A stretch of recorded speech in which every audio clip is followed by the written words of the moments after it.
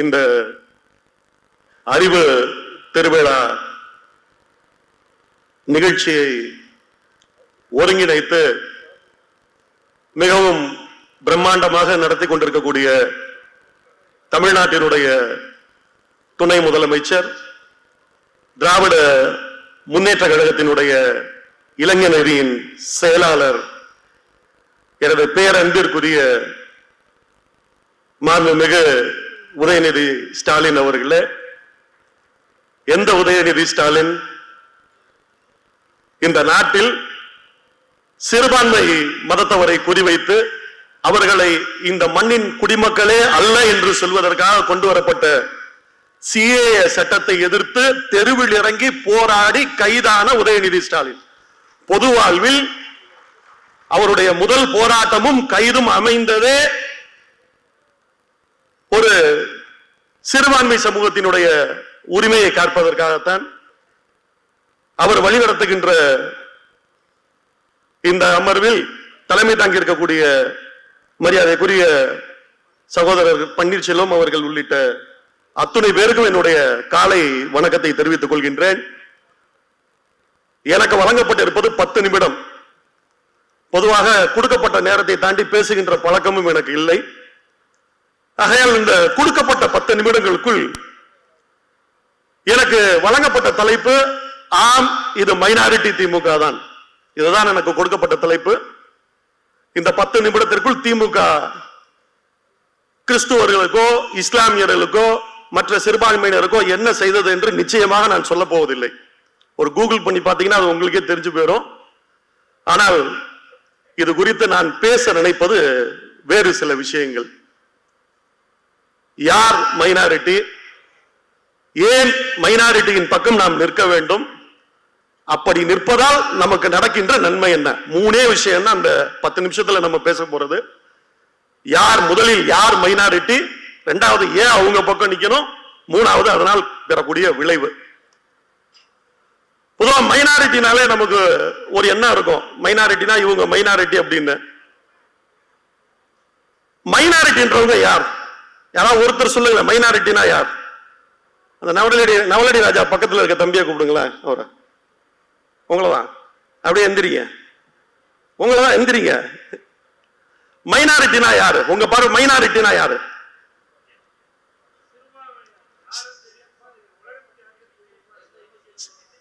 எண்ணிக்கையில் குறைந்தவர்கள். ஒரு பதில். இன்னொன்னு, இஸ்லாமிய கிறிஸ்துவர்கள். உட்காரு நண்பர்களே. 2 விஷயம், 2 சம்பவம், 2 தலைவர் கலைஞர் சம்பந்தப்பட்ட விஷயம். முதல்ல இந்த 2 விஷயத்தை மனசுல வாங்கிட்டீங்கன்னா யார் சிறுபான்மையினர் புரிதல் நமக்கு முதல்ல வந்துடும். தலைவர் கலைஞர் முதல்வராக இருக்கின்றார். அப்போது HV ஹண்டே, எதிர்கட்சியில் இருக்கக்கூடிய டாக்டர் ஹண்டே, அவர் பேசுறப்ப என்ன சொல்றாருன்னா, it is a third rated government. திரும்ப தமிழ்ல மொழிபெயர்த்து சொல்றாரு, இது ஒரு 3ஆம் தர அரசு அப்படி ரொம்ப கேவலமா தலைவர் கலைஞரை பார்த்து சொல்றாரு. எல்லாருக்கும் கோவம் வருது. தலைவர் கலைஞர் எந்திரிக்கிறாரு. எந்திரிச்சு பொறுமையா பதில் சொல்றாரு. நண்பர் ஹண்டே இதை 3ஆம் தர அரசு என்று சொன்னார், தயவு செய்து திருத்திக் கொள்ளுங்கள், இது 4ஆம் தர அரசு. படிநிலையில் பிராமணர், வைசியர், சத்திரியர், சூத்திரர் என்று 4 பேர் இருக்கும்போது இது சூத்திரர்களுக்கான அரசு, இது 4ஆம் தர அரசு என்றார். அப்போ நாட்டில் 3% பேரு பார்ப்பனர்கள் எண்ணிக்கையில கம்மியா இருந்தா அவங்க தான் மைனாரிட்டியா இருக்கணும் இல்லையா? 97% நம்ம தான் இருக்கும். அப்ப எண்ணிக்கையில கூட இருக்கும். அப்ப தலைவர் கலைஞர் என்ன சொல்றாரு? இது யாருக்கான அரசுங்கிறாரு? சூத்திரர்களுக்கான அரசுங்கிறாரு. அப்போ எண்ணிக்கை தான் மைனாரிட்டி, ஆனா எண்ணிக்கை மைனாரிட்டி அல்ல. அதை முதல்ல மனசுல வச்சுக்கோங்க. இரண்டாவதா, 2006 நம்ம ஆட்சி பொறுப்புக்கு வருகின்றோம். 118 அந்த நம்பர் நம்ம கிட்ட வேணும். அன்னைக்கு நம்ம கிட்ட இல்ல. நம்ம 95 96 சீட்டு தான் நம்ம ஜெயிக்கிறோம். தோழமை கட்சிகளின் ஆதரவோடு நம்ம ஆட்சிக்கு வந்துடுறோம். என்னைக்குமே ஒரு மைனாரிட்டி அரசாங்கங்கிறது வார்த்தையே கிடையாது. ஒரு அரசாங்கம் மைனாரிட்டி அரசாங்கமா இருந்தா அந்த நிமிஷமே கலைஞ்சு போயிடும். ஒரு அரசாங்கம் ஆட்சியில இருந்தா அது கூட்டணி அரசா இருக்கும், இல்ல கூட்டணி இல்லாத அரசா தான் இருக்குமே ஒழிய மைனாரிட்டி அரசுங்கிற ஒரு வார்த்தை கான்ஸ்டிடியூஷன்ல கிடையாது. ஆனா வெறுப்பேற்றுறதுக்காக நம்ம ஜெயலலிதா என்ன பண்ணிட்டு இருப்பாங்க, இது ஒரு மைனாரிட்டி அரசு, மைனாரிட்டி அரசுன்னு சொல்லிட்டே இருப்பாங்க. அப்ப தலைவர் கலைஞர் சொன்னாரு, ஆமா இது மைனாரிட்டி அரசு தான், உரிமை இல்லாமல் இருக்கின்ற கிறிஸ்துவர்களுக்காக, இஸ்லாமியர்களுக்காக, ஜெயினவர்களுக்காக, இல்ல இந்த மாநிலத்தில் இருக்கக்கூடிய சிறுபான்மை மொழி சிறுபான்மையினருக்காக நடக்கின்ற அரசு. அதனால இது மைனாரிட்டி அரசுன்னாரு தலைவர். ஒரு இடத்துல எண்ணிக்கையில கம்மியா இருக்கவங்களுக்கு இது மைனாரிட்டிக்கான அரசு அப்படிங்கிறாரு. இன்னொரு பக்கம் எண்ணிக்கையில் மெஜாரிட்டியா இருக்கக்கூடிய சூத்திரர்களுக்கான நாலாந்தர அரசு அப்படின்னு சொல்லி சொல்றாரு. அப்ப மைனாரிட்டி அப்படிங்கறத எது தீர்மானிக்குது அப்படின்னு சொல்லி கேட்டீங்கன்னா, யாரிடம் அதிகாரமும் உரிமையும் மற்றவர்களாக இருக்கிறாங்களோ அவங்க தான் மைனாரிட்டி. எண்ணிக்கையில கம்மியா இருக்கிறது மைனாரிட்டியே கிடையாது. இந்த புரிதல் இந்த இந்திய துணை கண்டத்தில் திராவிட இயக்கத்துக்கு மட்டும்தான் இருக்கு, மற்றவங்களுக்கு இல்ல. இதை நான் நெஞ்சு நிமித்தி சொல்லுவேன். அந்த மாமன்னன் படத்துல கூட ஒரு பாடல், ஒரு அழகா அதுல ஒரு லைன், ஒரு யுகபாரதி எழுதியிருப்பாரு, பட இருந்தும் பயந்தசனோன்னு எழுதியிருப்பாரு. அதாவது ஒடுக்கப்பட்ட ஒரு மக்கள் எண்ணிக்கையில அவன் ஜாஸ்தியா தான் இருக்கிறான், படம் இருக்கு அவன்கிட்ட, ஆனா அவன்கிட்ட ஒரு பயம் இருக்கு. அப்ப அந்த பயத்தை எது கொடுத்துச்சு அவனுக்கு? அவன் ஆள் எண்ணிக்கை இருக்கான்ல, அப்ப ஏன் மெஜாரிட்டின்னு சொல்லிக்க முடியல? அப்ப எது பயப்பட வச்சுச்சு?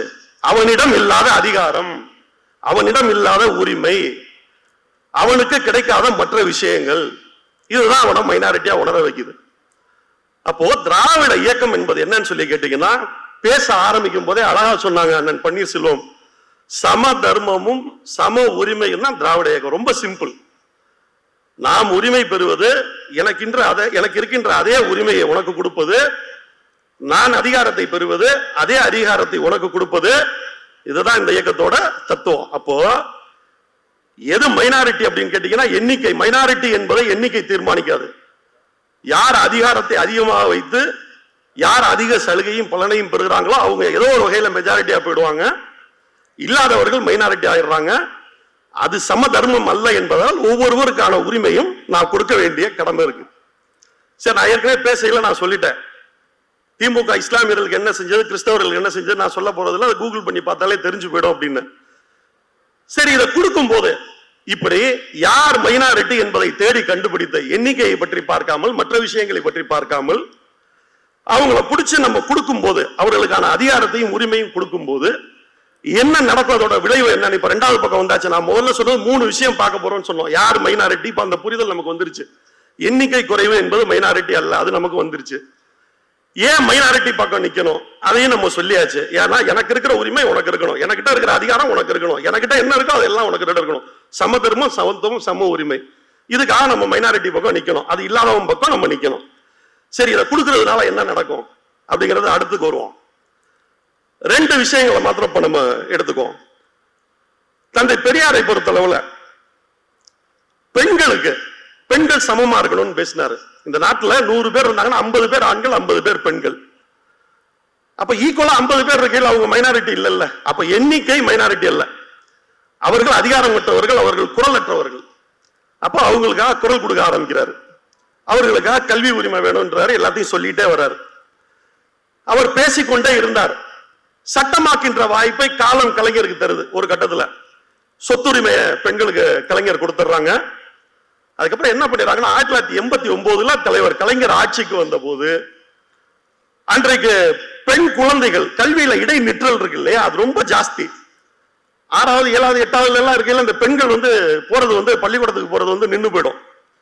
என்ன காரணம்னு சொல்லி கேட்டீங்கன்னா, அந்த பொண்ணு வயசுக்கு வந்துச்சுன்னு சொல்லி நிப்பாட்டி விட்டுருவாங்க. 1. 2வது, அந்த அம்மாவுக்கு ஒரு குழந்தை பிறந்திருக்கும், அந்த பாப்பாவை பார்த்துக்கணும்னு இந்த பாப்பாவை ஸ்கூல்ல இருந்து நிப்பாட்டிடுவான். 2. 3வது, அடுத்த ஊருக்கு போய் என்னால படிக்க வைக்க என் பிள்ளைய அனுப்ப மாட்டேன். இப்படி பல்வேறு காரணங்கள். மொத்தம் பிள்ளைங்க ஸ்கூலுக்கு வரல. அப்ப தலைவர் கலைஞர் பாக்குறாரு, இவங்கள ஒரு 10வது வரைக்கும் கொண்டு வந்து விட்டுட்டோம்னா அதுக்கப்புறம் ஜம்ப் பண்ணி போயிடுவாங்கிறது அவருக்கு தெரியும். அப்ப மைனாரிட்டியா இருக்கக்கூடிய பெண்கள், அதாவது வாய்ப்பு இல்லாமல், நீங்க மைனாரிட்டின்னு புரிஞ்சுக்க வேண்டியது வாய்ப்பு இல்லாமல் இருக்கக்கூடிய பெண்கள், கல்யாணம் பண்ணீங்கன்னா ஒரு 10,000 ரூபாய் தர்றேன் அப்படிங்கிறாரு. உன் பிள்ளைய ஒரு 8வது 10வது வரைக்கும் படிக்க வச்சுன்னா உனக்கு கல்யாணத்துக்கு ஒரு 10,000, அன்றைக்கு ஒரு பெரிய காசு, ஒரு திருமணம் செய்யக்கூடிய அளவுக்கு உள்ள காசு. அப்பதான் என்ன பண்றாங்க, கிராம பகுதிகளில், ஊரக பகுதிகளில், சிறு நகரங்கள்ல பெண் குழந்தைகளை முதல்ல பள்ளிக்கூடத்துக்கு இடைநிற்றல் இல்லாம அனுப்பி வைக்கிறாங்க. வயசுக்கு வந்தாலும் பரவாயில்ல போகட்டும் அப்படின்னு. அந்த குழந்தை அப்படியே அந்த 10வது வருது. அந்த 10வதுல என்ன ஆகுதுன்னு கேட்டீங்கன்னா, 500க்கு 450 mark, 460 mark, state first, school first அப்படியே வர ஆரம்பிக்குது. ரொம்ப பெற்றோருக்கே அன்னைக்கு தான் தெரியுது பொம்பளை பிள்ளைங்க அறிவு இருக்கு, படிக்கணும். அது வரைக்கும் பயிலுக்கு மட்டும் தான் படிப்பாங்க நினைச்சிட்டு இருந்துச்சு. அப்ப 10வது வருது. அந்த வருஷம் ரிசல்ட்டை பாத்தீங்கன்னா அதுக்கப்புறம் என்ன ஆகுதுன்னு கேட்டீங்கன்னா, பொம்பளை பிள்ளைங்க தான் ஜாஸ்தி மார்க் வாங்குது, பொம்பளை பிள்ளைங்க தான் ஜாஸ்தி போயிட்டு இருக்கு. இப்ப அதுக்கப்புறம் 96ல தலைவர் வரையில என்ன பண்றாங்கன்னு கேட்டீங்கன்னா, நீங்க வந்து காலேஜ் முடிச்சிருந்தீங்கன்னா உங்களுக்கு 25,000 ரூபாய் தர்றேன் அப்படிங்கிறாங்க. அப்படி வந்த பெண்கள் அடுத்து காலேஜ் முடிக்கிறாங்க. இப்ப காலேஜ் முடிச்சுட்டு என்ன பண்ணுவாங்க, வீட்டுல சும்மா இருக்க மாட்டாங்க இல்லையா, அப்ப வேலைக்கு போகணும். அப்போ இந்த நாட்டில் லேபர் போர்ஸ்ல 50% வீட்டுல இருந்து 50% லேபர் போர்ஸ் இப்ப வந்துடுச்சு, மார்க்கெட்டுக்குள்ள வந்துடுச்சு, இண்டஸ்ட்ரிக்குள்ள வந்துடுச்சு. வந்து எல்லாம் வேலைக்கு போக ஆரம்பிக்கிறாங்க. அதுக்கு முன்னாடி இந்த பொண்ணு வேலைக்கு போகலன்னா என்ன இருந்திருக்கும் அப்படின்னு கேட்டீங்கன்னா, தீபாவளிக்கோ பொங்கலுக்கோ அவங்க அப்பாவோ இல்ல கணவரோ இல்ல அண்ணன் தம்பியோ 2 சேலை எடுத்து கொடுத்துருப்பாங்க, பாவடதானி எடுத்து கொடுத்துருப்பாங்க, அதுதான் அவங்க ட்ரெஸ்ஸா இருந்திருக்கும். இப்ப வேலைக்கு போனதுனால புதுசா அந்த பொண்ணு ஒரு 10 ட்ரெஸ் வாங்குது. காரணம் எந்த இண்டஸ்ட்ரி வளருது, டெக்ஸ்டைல் இண்டஸ்ட்ரி. பெண்கள் எல்லாம் அதிகமா வேலைக்கு போறதுனால என்ன ஆகுது, டிரான்ஸ்போர்ட் இண்டஸ்ட்ரி ஜாஸ்தி ஆகுது. இப்ப அந்த இண்டஸ்ட்ரி வளருது, பூ வாங்குது, பொட்டு வாங்குது, மேக்கப் இண்டஸ்ட்ரி வளருது. இவ்வளவு இடத்துல வேலை வாய்ப்பு வளருது, இவ்வளவு வரி வருவாயும் அரசாங்கத்துக்கு வருது. அப்போ தலைவர் கொடுத்தது என்னமோ 10,000 தான், ஆனா அந்த பெண்ணை வச்ச அரசாங்கத்துக்கு வரி வருவாய் எவ்வளவு வந்திருக்கு, பல லட்சம். அப்போ மைனாரிட்டியா இருக்கக்கூடிய ஒரு பெண்ணுக்கு அவ சமமா இருக்கணும்னு அவருக்கு அந்த உரிமையை கொடுத்ததால் இந்த நாடு வளர்ந்திருக்கு. இவ்வளவுதான் நம்ம புரிஞ்சுக்க வேண்டியது. அப்போ மைனாரிட்டி என்பது எண்ணிக்கை அல்ல, மைனாரிட்டிகளுக்கு சமமாக நடத்த வேண்டும். அவர்களை சமமாக நடத்தும் போது என்ன நடக்கும் என்றால் இந்த நாட்டினுடைய பொருளாதார வளரும், இந்த நாடு வளரும். இதைதான் சாதித்து காட்டியதால் தான் இன்றைக்கு தமிழ்நாடு இந்தியாவின் முதல் மாநிலமாக இன்றைக்கு இருக்கின்றது. ஆக இந்த புரிதலோடு நாம் வைத்துக் கொள்வோம். கிட்டத்தட்ட 10 நிமிடத்தை நான் நெருங்குகின்றேன். நண்பர்களே, இந்த நேரத்தில் இன்னும் ஒரு விஷயத்தை நாம் சிந்திக்க வேண்டியிருக்கின்றது. இந்த நாட்டிலுடைய 97% மக்கள் அடிமைப்பட்டு கிடந்த போது அதில் இருந்து வெளியே வந்து தத்துவார்த்த ரீதியாக யோசித்தது திராவிட இயக்கம். இந்த மாநிலம் கிட்டத்தட்ட 2000 ஆண்டுகள் நாம் அடிமைப்பட்டு கிடந்தது. ஒரு சிறு கூட்டத்திடம் உரிமையின்றி, கல்வியின்றி, வேலை வாய்ப்பின்றி நம்மை அவர்கள் மைனாரிட்டி ஆக்கி இதையெல்லாம் இழக்க செய்து நாம் அடிமைப்பட்டு இருந்தோம். உலகில் 2 இனங்கள் இருக்கும், உலகில் பல்வேறு இடங்களிலே 2 இனங்கள் இருக்கும். ஒரு இனம் இன்னொரு இனத்தை வந்து அடக்கி ஆளும், ஒரு இனம் விடுதலை பெற துடிக்கும். அப்ப என்ன நடக்கும்னு கேட்டீங்கன்னா, 2 பேருக்கும் சண்டை நடக்கும், கத்தி எடுத்து அடிச்சுக்குவான், சண்டை போடுவான். பக்கத்துல இலங்கையில பார்த்தோம், சிங்கள பேரினவாதத்துக்கும் தமிழர்களுக்குமான சண்டை. காசால பார்க்கிறோம், அரபுகளுக்கும் யூதர்களுக்குமான சண்டை. அப்படி உலகின் பல்வேறு இடங்கள்ல இருக்கு. ஆனால் இந்த மாநிலத்தில் மட்டும்தான், இந்த மண்ணில் மட்டும்தான் அடிமைப்பட்டு கிடந்த ஒரு திராவிட இனம் தன்னை அடிமைப்படுத்திய இடத்திடமிருந்து அறிவின் மூலமாகவே ஆட்சியை பிடித்த வரலாறு, இந்த இன விடுதலை பெற்ற வரலாறு நமக்கு மட்டும்தான் உண்டு. 1967 திமுக வெற்றி என்பது ஒரு இனத்தினுடைய விடுதலை வெற்றி. கத்தி இல்லாம, ரத்தம் இல்லாம, அடிச்சுக்காம மேடை போட்டு. அதனாலதான் இன்றைக்கு இந்த அறிவு மாநாடு என்று நாம் நடத்துகின்றோம். அடிக்கிற மாநாட்டுக்கு நம்ம போறது இல்ல, வரியா தொட்டு பாக்குறியான்னு நம்ம கேட்கறது இல்ல. சரியா? நீ சுதேசமித்திரன் ஆரம்பிச்சா நாங்க ஒரு தினகரன் ஆரம்பிப்போம், நீ ஒரு இந்து பத்திரிகை ஆரம்பிச்சா நாங்க ஒரு முரசொலி ஆரம்பிப்போம், நீ ஒரு மேடை போட்டினா நான் ஒரு மேடை பேசுவோம். உனக்கு அறிவு இருக்கா, எனக்கு அறிவு இருக்கு, ஒன்னு ஜாஸ்தியாவே இருக்கு. இதை மட்டும் தான் நம்ம காட்டுறோம். இதன் மூலமாகவே ஒரு விடுதலையும் பெற்றதோடு இந்த மாநிலத்தையும் வளர்த்து இன்றைக்கு இந்தியாவிற்கே சோறு போடுகின்ற ஒரு மாநிலமாக இந்த மாநிலத்தை வைத்திருக்கின்றோம். நான் சொன்னேன் இல்லையா, நமக்கு கிடைச்சது எல்லாருக்கும் போய் சேரணும், நம்மளோட வச்சுக்க கூடாது. சமதர்மம், சமத்துவம், சம உரிமை, இதை இழந்தவர்கள் மைனாரிட்டி, அவங்களுக்கு நம்ம கொடுக்க வேண்டிய கட்டாயம் நமக்கு இருக்கு. அப்போ இந்த மாநிலத்தினுடைய தத்துவங்கள் இந்தியாவின் எல்லா பகுதிக்கும் போக வேண்டியிருக்கு. பீகாரில் இருக்கக்கூடிய என் தோழனுக்கு தேவைப்படுது, ஒடிசாவில் இருக்கக்கூடிய என் தோழனுக்கு தேவைப்படுது, மகாராஷ்டிராவில் இருக்கக்கூடிய ஒரு தோழனுக்கு இது தேவைப்படுது. தந்தை பெரியார் இந்த தத்துவங்களை உருவாக்கினார். பேரறிஞர் அண்ணா அவர் கரடு முரடாக சொன்னதை எளிமையாக்கி மக்களிடம் கொண்டு போய் சேர்த்தார். தலைவர் கலைஞர் அதை எல்லாம் சட்டமாக்கினார். நம்முடைய மாண்புமிகு முதலமைச்சர் அவர்கள் அதை காத்து வளர்க்கின்றார். இந்தியாவின் முதல் மாநிலமாக தமிழ்நாட்டை உருவாக்குகின்றார். நான் என்னுடைய கனவாக சொல்வேன், என்னுடைய கனவாக மட்டுமல்ல உங்கள் அனைவருடைய கனவாகவும் நான் சொல்வேன். நாளைக்கு இந்த இயக்கத்தினுடைய இளைஞரணி செயலாளர் இந்தியாவில் இருக்கின்ற அத்தனை மாநிலங்களுக்கும் இந்த தத்துவத்தை எடுத்து செல்வார். இந்த தத்துவம் தேசமெங்கும் எதிரொலிக்கும்.